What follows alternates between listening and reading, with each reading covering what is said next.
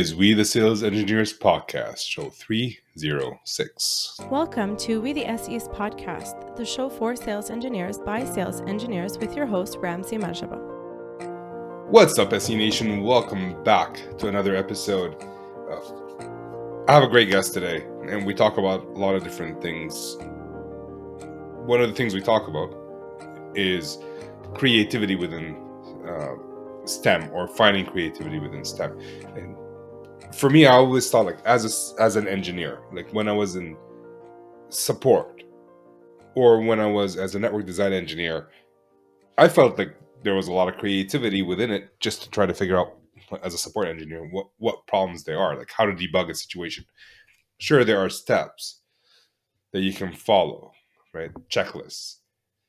But also, checklists work for very basic issues, right? You go look at the logs, you look for errors, and then you can debug. But sometimes we get things that we've never seen before, and that's where creativity comes in.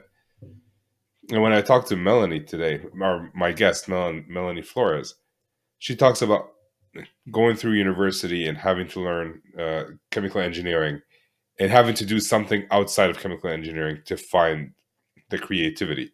And lots of people do that as well. So I believe there's creativity within engineering, but that might not be enough for some people. So she goes outside and finds it. And that's one of the topics. We also focused a lot on the entrepreneurial spirit within her and how she started a business with her son and how that helped her become a sales engineer, some of the struggles of being a sales engineer and solution engineer and all that. So let's jump into the show and listen to what Melanie has to say. Hello again, Melanie. How are you doing? Good. How are you, Ramsey? I am doing well. We just had a long conversation and we're restarting for the cameras. That feels so natural. Thank you for being here. Um,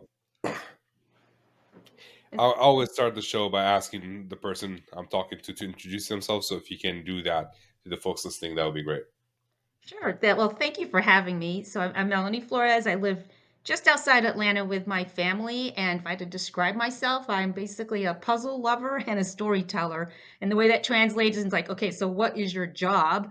Um, I'm actually a trained engineer, but I have this serious creative streak inside me. So I just, in a nutshell, like when I was growing up, I kind of fancied myself to be a storyteller, an author, an actress, and a director. But then when I realized I had an ability in math and science, I ended up like going into STEM and becoming an engineer. So, um, it's definitely a more stable career route. Like, oh, why don't you go into STEM? So I chose engineering and I majored in engineering, chemical engineering at MIT.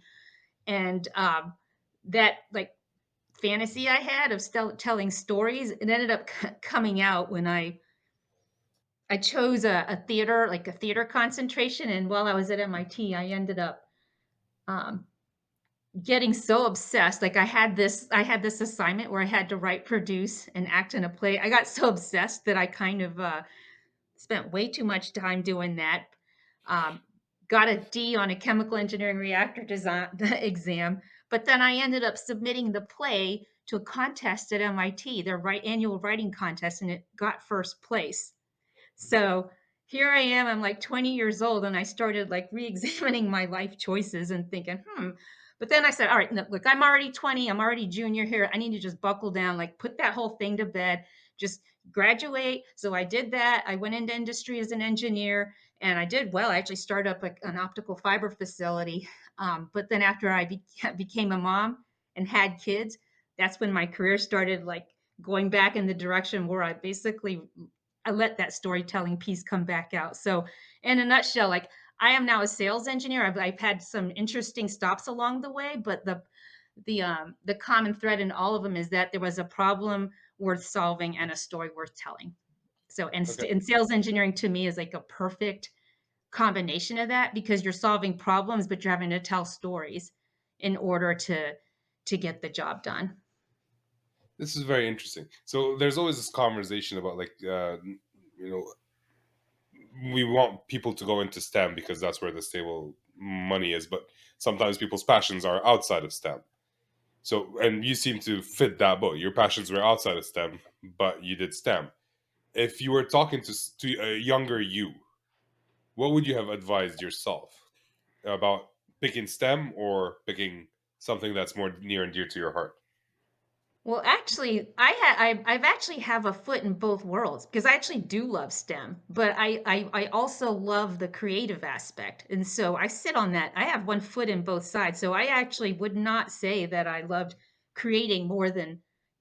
than like I actually like having a role where I'm combining both. Okay. So I Yeah. guess uh, to paraphrase that, make sure I understand correctly, find a way to have creativity within your STEM world. Yes. Okay. Yeah. Yeah. Nice.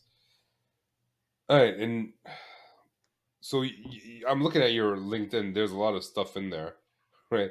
Um, but something that caught my eye was entrepreneur, co-founder, Octogifts, self-employed. What is that? Yeah, that was that. So that was actually one of those that's one of those things that I never could have dreamed I would do. But basically my son when he was 11, actually, he created a candy dispenser from scratch for a friend for his birthday. And then 2 years later, like he wanted to find a way to earn money. So he actually found a way to build basically he invented these, right there. This is an octogift. He found a way to like fold paper, cut and fold it into an actual working candy dispenser. So let's see, and he said maybe I could sell these online, and so he asked me to help him like blow it up and do a business. And I thought he was 13 at the time, and I thought, you know what, this is cool. So I actually helped him build that. So for 2 years, he and I actually had a shop. We had an Etsy store and then a Shopify site where we were selling these online for 2 years. And we ended up like having customers across, like he had customers in 25 states. And we had like this whole bank of machines in our basement where we were producing these things. Okay. Um, how was it working with your son? Like I'm imagining working with my father, and we wouldn't survive 3 hours. How was it working with your son?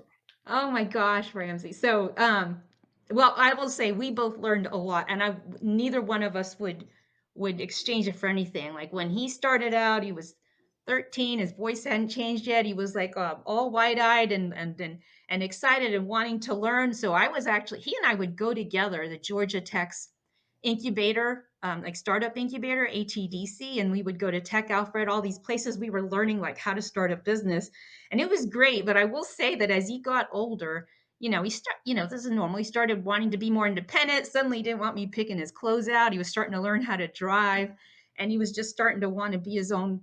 He was becoming a man. So that was actually, once he started getting older, he started being more wanting to do things on his own. And honestly, like once he turned 15, he was in high school. He actually said, "I think I'm going to learn more if I just come to you with questions." So basically, kind of fired me, and that's why I ended up. I had to find something else to pour myself into, and that's how I ended up getting to B2B SaaS. But he and I would not trade it for anything. And in fact, it was he's applying, he just finished up all his college applications, and this whole experience of like starting a business with his mom, with me, was it was actually great for made for great stories and essays. But that's not why he did it. I mean, he wanted to do it anyway, but Yeah. we learned so much together. What did you learn? Oh my gosh. We learned so much. Well, first of all, we learned, especially he learned like what it takes to go from an idea in your head into an actual reality. Like it is a ton of work. Like first of all, we learned about like the importance of customer discovery and talking to your customers, because at first he wanted to just sell all he was selling like these all fully assembled. It was taking forever to make them.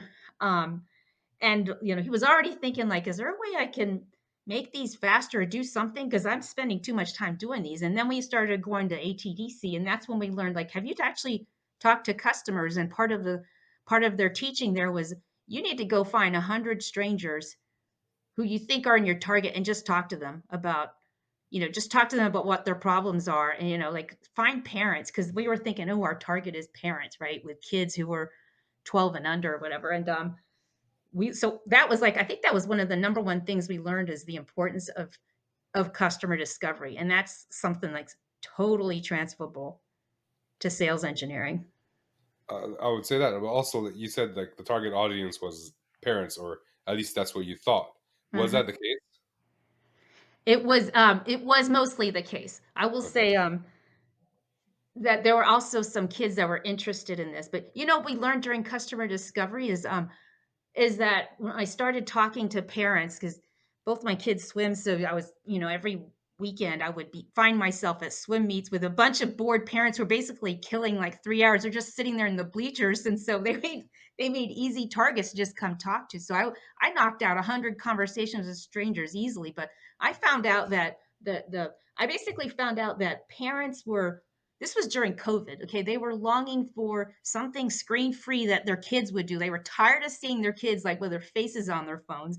And they also wanted something that they could do with their kids. Cause like during COVID, people were like baking with their kids, like building Legos, building puzzles, and they wanted something different. So what we learned when we did that was, you know what? Like one, you're looking for a way to make these faster. Why don't we just sell these things like as kits? So he actually turned it into a kit. So instead of selling them like this, actually created kits like Lego style, and like we used the whole model of Lego. He basically had all these parts cut out. We bought machines to die cut all these pieces, and he created these things, and we sold it that way. And that's what basically he tripled his revenue in year two. But that's all because we talked to customers and saw what the need was, and we were also looking for a way to like get ourselves out of the that quagmire of building things from scratch. Like imagine it's like IKEA, basically it's the IKEA model. So, and he also, it seems that he wrote a guide for people He to actually. did. That's fun. Yeah. Hopefully, it's better Yeah. than I do. But Yeah. one thing you said, like sometimes we have in our mind like the target audience turns out to be completely wrong. In your case, it was seems like mostly right, and this Hmm. is something I see startups face quite a bit, where we have the ideal customer, right? But when they hire sales and sales just want to sell, they don't stick to that ideal customer. They just go out Hmm. and try to sell to everybody. And then the SEs jumping on call after call after call. And it turns out like they're all unqualified because they're not because they don't want to buy, it's just because our feature set doesn't fit their needs. So I just found that what you just said interesting there.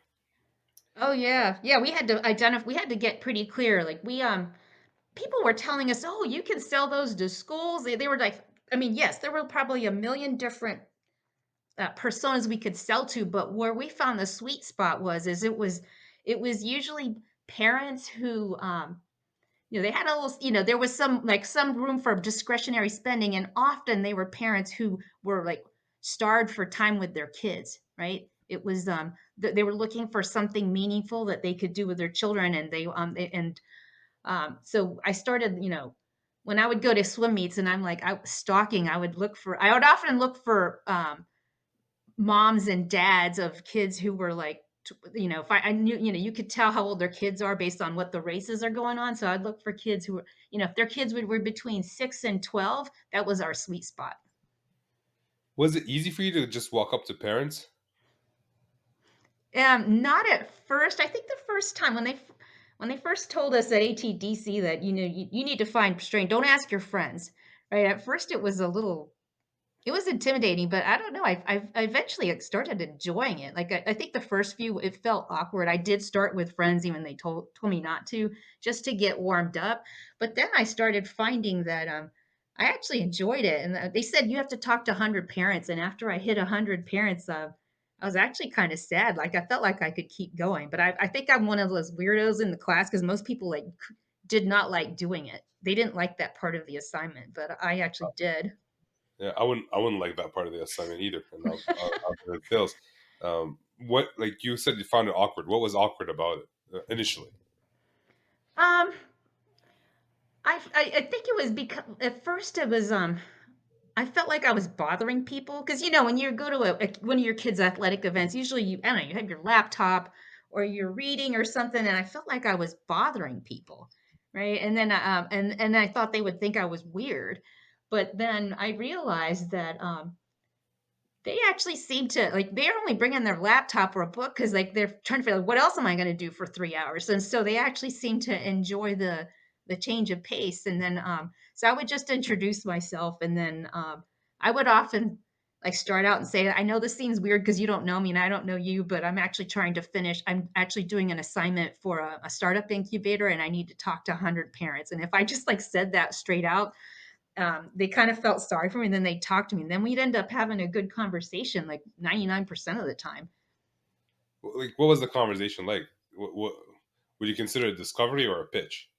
No, oh no, it was definitely a discovery. Like that was one thing they drilled into us is like you're not supposed to be trying to sell. Just ask questions to try to understand what is it that parents look for when it comes to activities with their kids or for their kids. Just leave it at that and see what they say. So I just came there. I would just came at the conversation with like just trying to better understand what kind of things your children like doing after school and what is it that like what do you do after how do you spend time with your kids.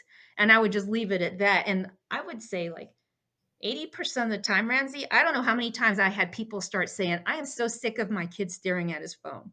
I am so sick of like I feel like I every time I look up they're in their phone and I want them to be doing something else, and I want to be doing something with them. And so I kept hearing that over and over again. It's interesting. I want to be doing something with them, which Yeah. is why we went from selling it fully assembled to Mhm. starting a kit. That's Yeah. Yeah, and I would sit there and listen, and I would think, Sebastian did my son Sebastian, he did like some of the interviews, but I was the one doing the lion show share because I was doing these while they were at swim meets, right? So, um, and as I was listening to the parents, I kept thinking, God, this kind of matches up really well with Sebastian's desire to somehow figure out how to automate this. Because before he was like he made those parts by cutting them out with his hands, and then he kept saying, "How can I make it so I can like I'm not making these right?" So I said that we put two and two together. I was hearing all this stuff from the parents, and I was hearing him complaining about like how long it takes to cut out these parts. And he said, "Yeah, I think we can kill two birds with one stone." So he said, "I want to make these into kits." Mm, one thing you mentioned. You bought a bunch of equipment for him. Hmm. So now you're on the buying side, the buying cycle. What was that like? How did you do the research? How did you pick? Did you have to talk to a salesperson? How did that go? He did all the research. I He's the one who he just went online and Googled like cutting machines, and he found like the Silhouette. It's basically like this electronic die cutting machine. But then I actually spoke to someone who's like this manufacturing expert, and he suggested also um, die cutting machines, like the old fashioned kind. Like literally, there's rollers, and it's like this cookie cutter shape. That so we basically had both electronic and just regular mechanical die cutters in our basement. He had a bank of them. So, but Sebastian did all the research for the electronic die cutters, and he used the proceeds from his first sales to fund it. Like I didn't buy it for him. He used the money he made from selling the first batch. He saved it up so he could buy the silhouettes. You reinvested. Yeah, Who built the website? You mentioned you had a Shopify website on Etsy. Who built the Shopify website? he and I did it together. Yeah. Was it easy? It was pretty easy.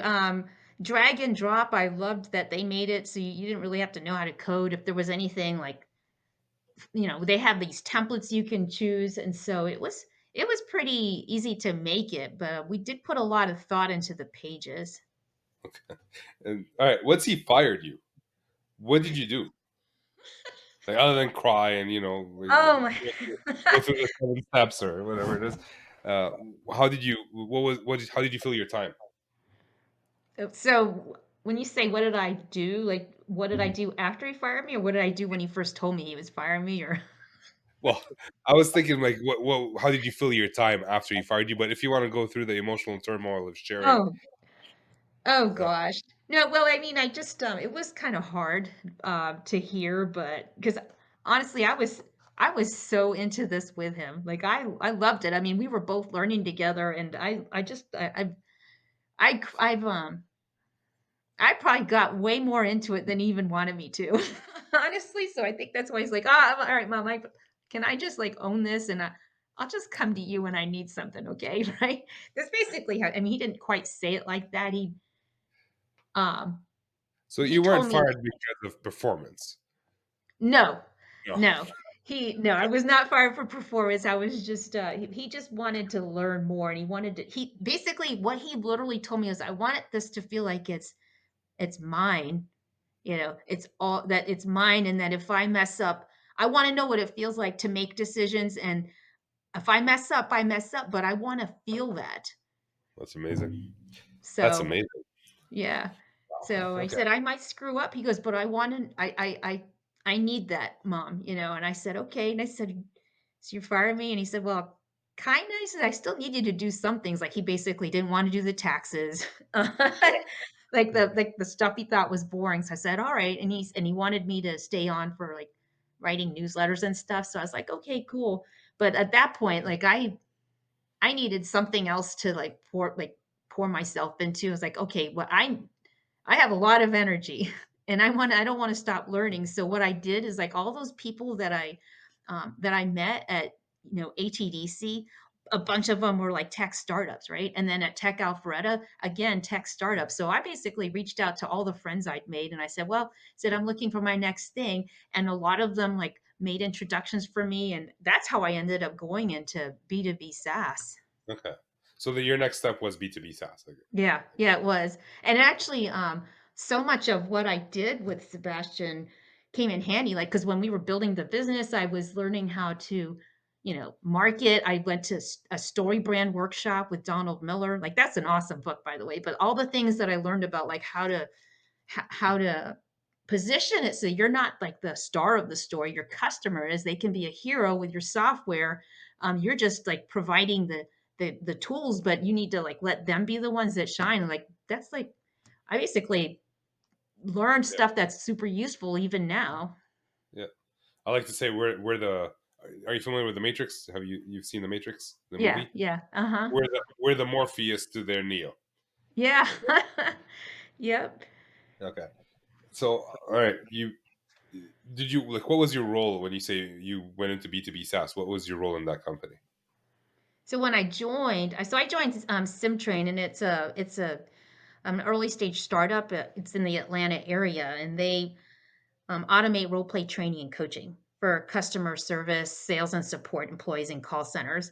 And when I first joined them, they hired me as a program manager because they wanted to test product market fit in the beauty salon space. Like they wanted to see, um, hey, could our platform be a solution for beauty salons for training their front desk and their stylists and stuff. So that was my initial role. I had to test product market fit, come out with messaging and all that. And what we've ended up finding is that market wasn't quite ready, but I learned a lot of things there that were transferable to transportation and logistics. So we ended up pivoting, and we have customers in the transportation and logistics space. And a lot of the things that processes I built with the beauty salons ended up being like transferable to these other verticals. Okay. So yeah, and then, so at that point, like once that happened, then they promoted me to solutions consulting. They gave me the title of director of solutions consulting, but like I said, it was a small startup, so I had three solutions consultants working for me, and they were me, myself, and I. Well, these are the best solution consultants you can ask for. Uh, it's just when you Yeah. start talking about like, hey, like training for bad situations, like why don't we use this in sales engineering? They should have sold it to sales engineers and salespeople, not just. But anyways, that's a different story. We can digress later. How was it? Like, Did you have any mentors when you went into systems engineer or solution consulting, or did you have to figure out everything on your own? I I did learn from our CEO. Dan was our CEO, and then from Rusty was our chief revenue officer. But there were no sales engineers like SCs or SEs on staff. So I learned what I learned from them. But no, there was no. I was basically the first solutions consultant and the only one. So I had to it's kind of figure things out on my own as well. And I when on LinkedIn, I would connect with people and try to learn that way, but, it was definitely, uh, it was a lot of learning, and it was challenging, but it kept my mind I Well, was like every day I came in, I felt like I was learning something new. I just went on Dan's LinkedIn, and basically he's been in sales his entire life. So Yeah. that, that's that when that happens, I'm like, all right, you probably learned some wrong stuff because of that, and hopefully, like you were able to overcome that because sales and sales engineering, although they're similar, they're very different. And Mhm. because I learned from a salesperson initially, and Ah. my salesperson was horrible. I learned all the wrong things. So I don't know. I don't think that was your experience. But what were some of the challenges? Like, what are some of the things that you were thinking about as you're going through this role on your own? Oh my gosh. Well, so I had, it was I had not had exposure to like a formal sales process. I mean, yeah, we were selling candy. Like my son and I were selling together, but it was not like this formal process. I didn't do I didn't have like obviously we didn't do like identify the stakeholders, what are their pain points, what are their success metrics. No, we were just selling these like kits that you could build at home with your kids, right? You did. You kind of did, right? When you did the So 100 interviews, but it wasn't formalized, if you will. yeah, yeah. So I ended up like I had to read a lot. I was like following people on LinkedIn and I was trying to learn as much as I could that way, but um, it was definitely a challenge. I'll say though, I woke up every morning like excited to get out of bed because I felt like I was learning something new every day. And now, I'm actually not in the role anymore. I'm looking for like my next adventure. But now, I just went through um, Tech Sales Advisors like 6 Habits of Yeah, Highly Effective Sales Engineers like certification. And I just went through that. When I look at that, like, wow, I wish I'd gone through this before I started doing sales engineering at SimTrain because I could, I look at them like this is valuable stuff. I would have benefited from this program. yeah. I think there's an argument to being in the role for a bit to go and then going through the course versus going on the course beforehand. I was I was having this conversation with my kids are in jiu-jitsu, and I was talking to the sensei around the break, Christmas break. It's like, hey, if I wanted to register, can I start now? He's like, well, we don't have classes, but we have open gym, and you can come and ask questions. And in my head, it's like, what questions? I don't even know where to start. And Mhm. similarly, if you're going to be an SE, if you might take Chris's course and you might not get any of it because you have no idea what he's talking about. But since you've been in the role and you struggled, I think now you see the value and you understand what you were doing right and where you're doing wrong. If you were to look back, what is the one thing that, or the biggest thing that you were doing wrong, and how would you fix it now that you've taken the course? Oh gosh, I realized that my demos, they were like harbor tours or I was just teaching like, oh, and when you click like look at this, you can do this, this, and this. And now I realize, oh no, that was like way wrong. I needed to just be focused on like this is what solves that problem you told me about and just getting quickly there and getting them excited. And it's, so like that was something that definitely jumped out at me once after I went through the program. I was like, yep, I would if I could redo those demos, I would. Okay, that's pretty good. And you also, like you said, you led a team of three, you yourself and you, I guess. But you were also working post sales or implementation.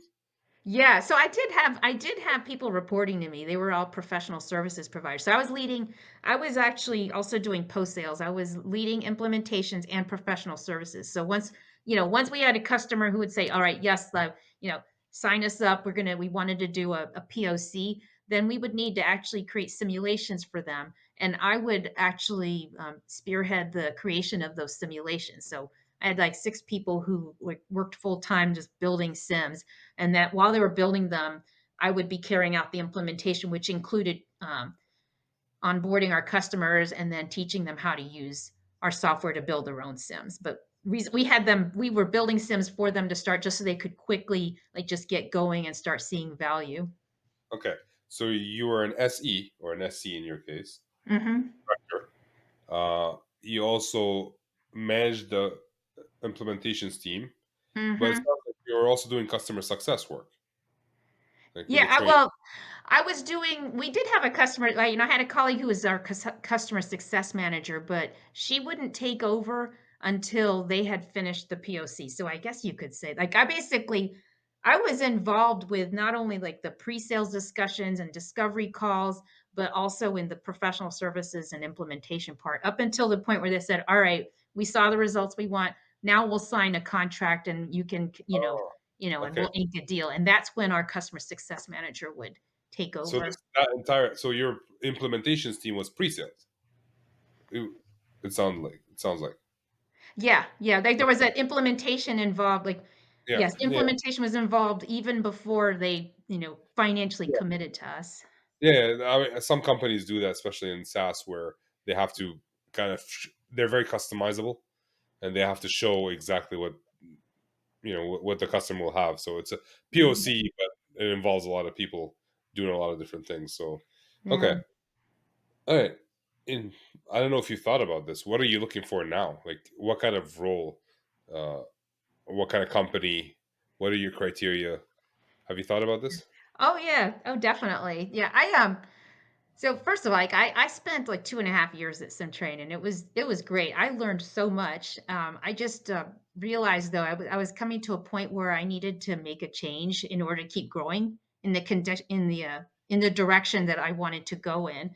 And what happened is actually, so I'd been feeling that it was time for a change, and then I ended up getting into a bike accident in September where I broke my right hand, and I'm right-handed, so I pretty much became a reluctant lefty. So I couldn't do demos. I couldn't even really type, and I decided that was like sort of like the universe telling me, "All right, this is a good time to actually make the switch." So I actually gave my notice and um, started thinking about, all right, what do I want to target next? And what I'm looking for is actually I want to continue in a pre-sales capacity, and I want to keep learning and growing in the direction I've been in. But I definitely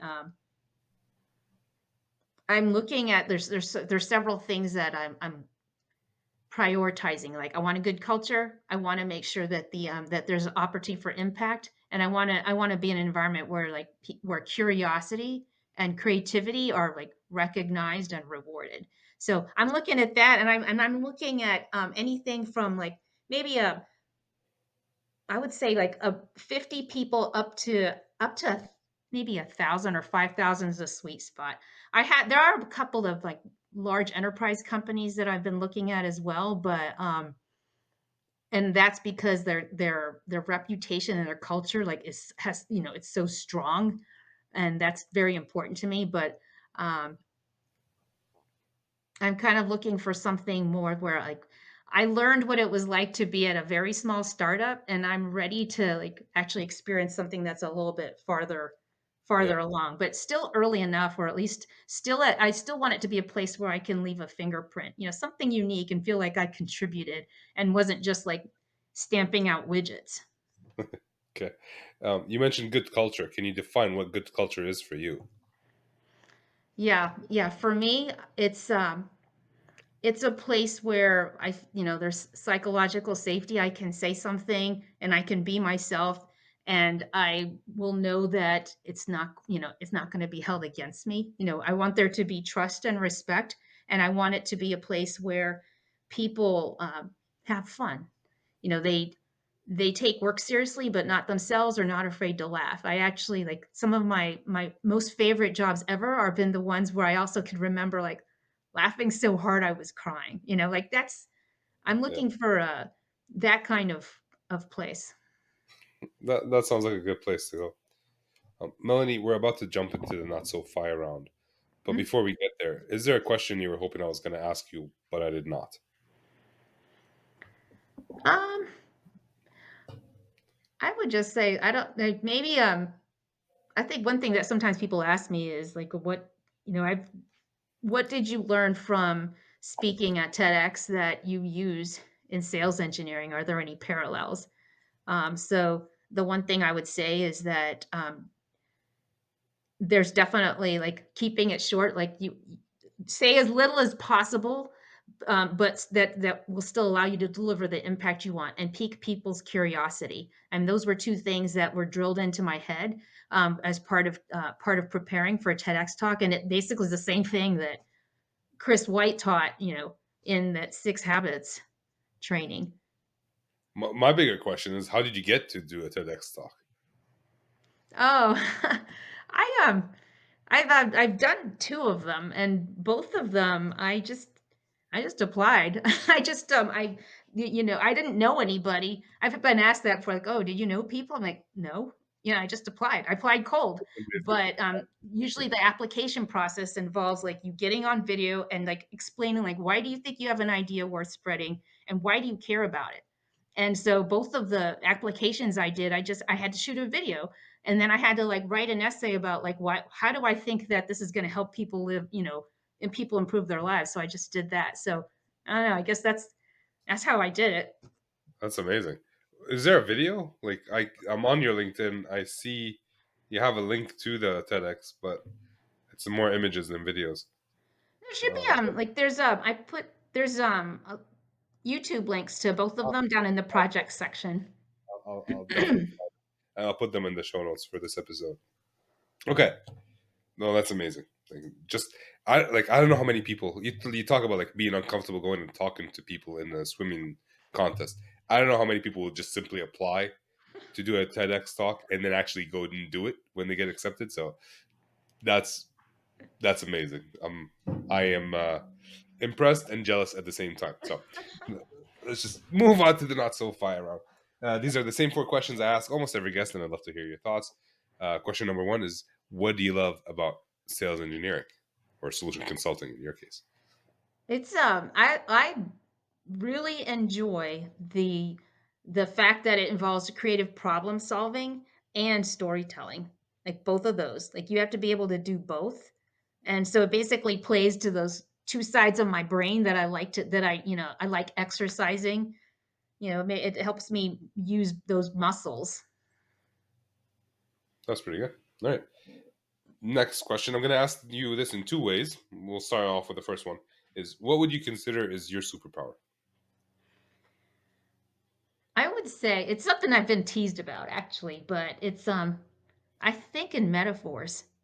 And if like I can't even help myself. Like when I when people talk about things, I like my mind starts racing. Like, oh, that I start thinking that's just like this, and sometimes I'll share it. Like, and it got to the point actually at my old job, like our CEO made this Jeopardy game as part of like annual kickoff.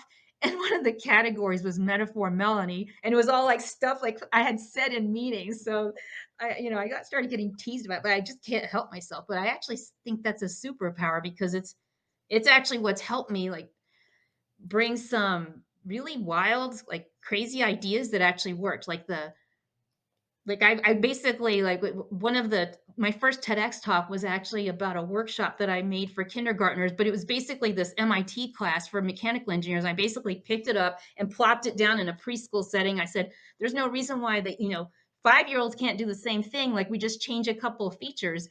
And so, just being able to like draw connections between two like seemingly completely unrelated things and just try it and just see what happens. I i would call that probably I think that's probably my biggest superpower. Okay.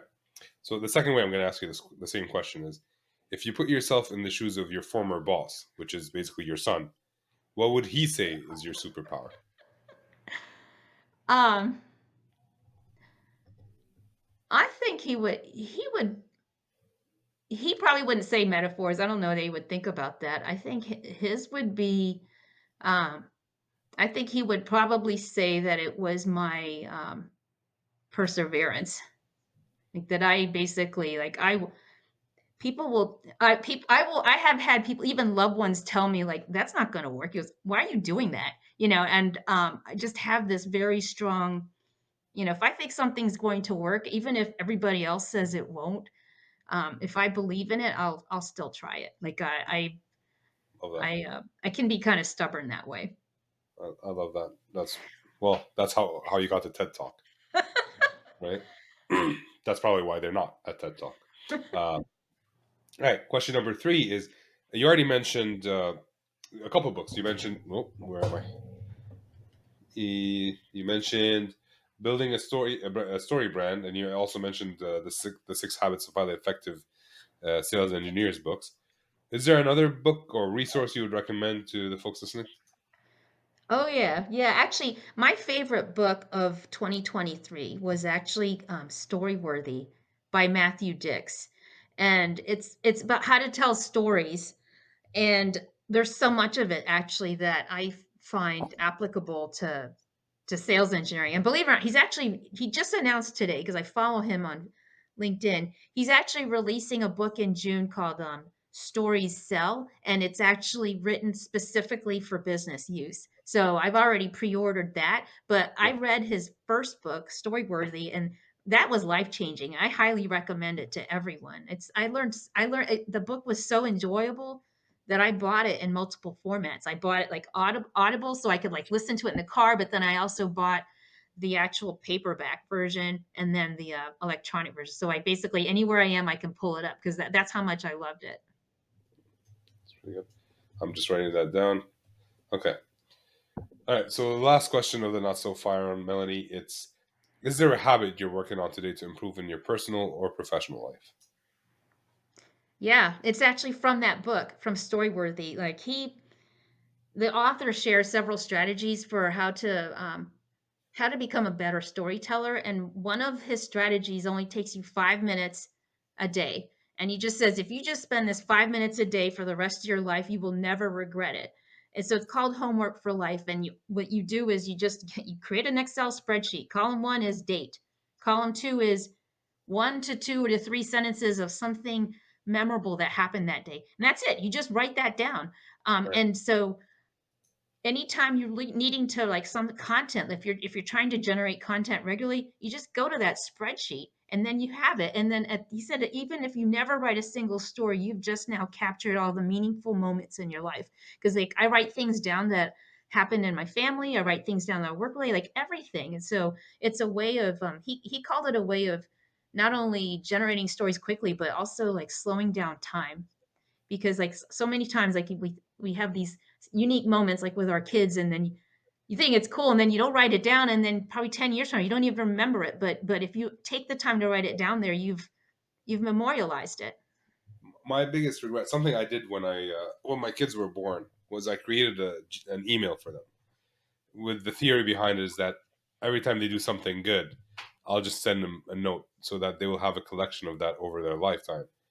And my regret is like I've done it maybe once or twice since I started this. And my oldest is 8 years old now, so now I need to go do that. Maybe I'll just yell at It's them so and much say, easier.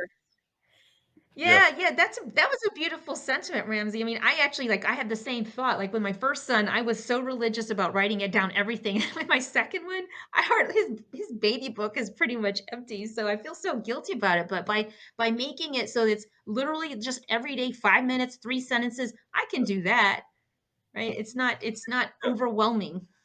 Yeah, habits have to be easy to be, otherwise they won't be built. All right, well, Hmm. Melanie, if people want to reach out and connect with you, where can they do that?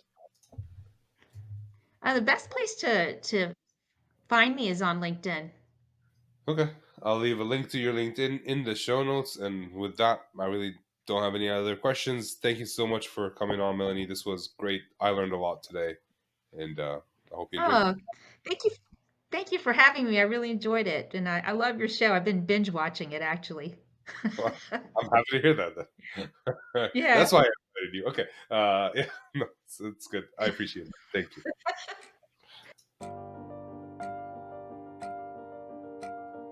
Thank you, Melanie, for coming on, and thank you for listening. This is the end of the show. I guess that's how I usually start this. I really appreciate your time. I really appreciate your investment of time here. If you're still here, that means you enjoyed the show. And if you enjoy the show, I would highly recommend that you leave a rating and review on any platform that you use to actually leave ratings and reviews for the podcast. Check out the YouTube channel. If you didn't know, I coach SEs. So if you need coaching, but yeah, that's it for me. If you want to know more about coaching, let me know, or anything else really. So with that, I'm signing off.